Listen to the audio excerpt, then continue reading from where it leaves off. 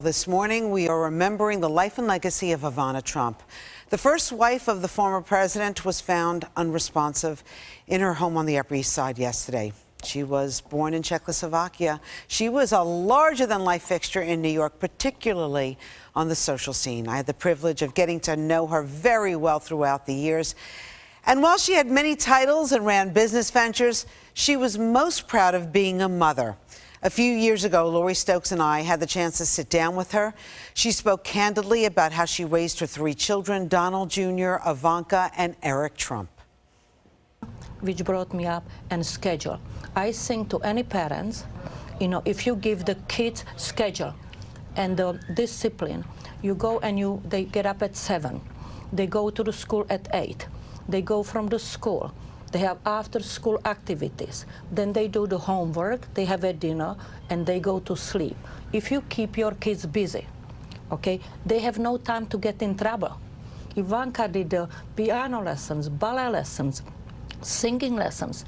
The boys were the karate, the ice skating, skiing, the golf, tennis.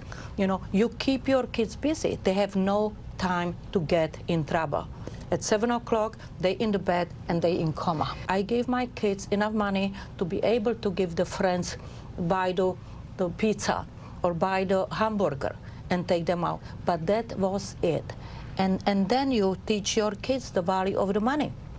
I would take the kids to Europe on the months of June and July, and months of August they had to return back to America from age of 10.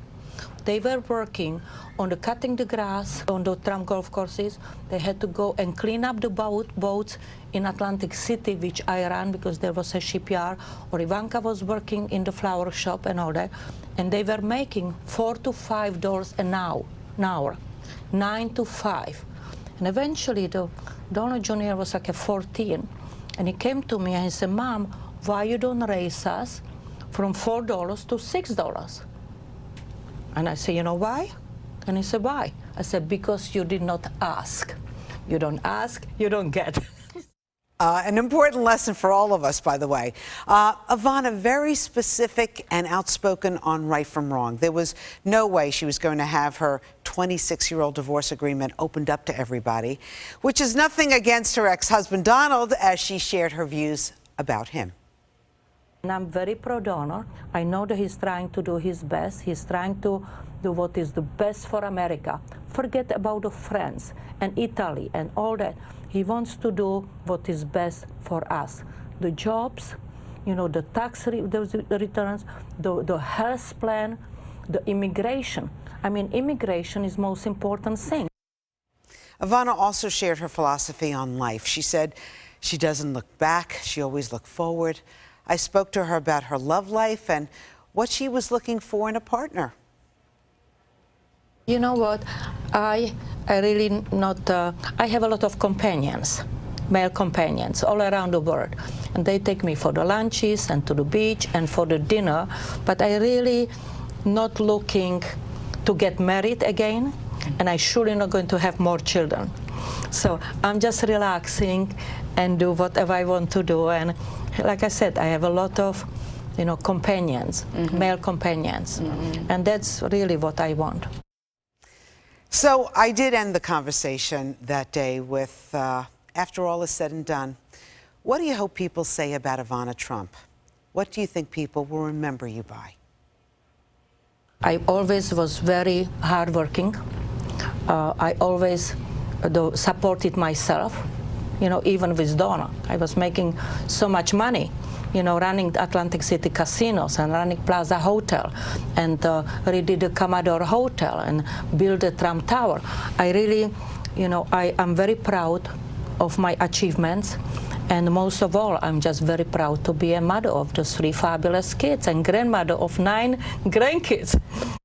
Now it's 10 grandkids. That's amazing. But she was a lovely woman, got to know her intimately over the years. I was going to say, I mean, you watch stuff like this and you smile because you're seeing the side of someone that you never knew existed, which you knew. I knew her because you know, at the time of the divorce, we were sort of Team Ivana here.